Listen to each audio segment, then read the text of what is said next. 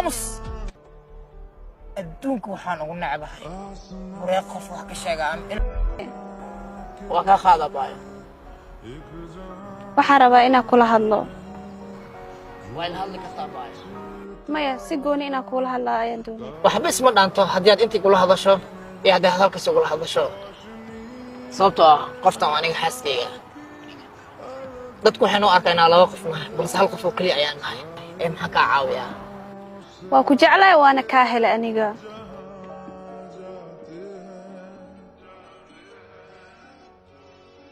waxaan gabar Ameerika ku dhalatay waxaan haystaa baasaboor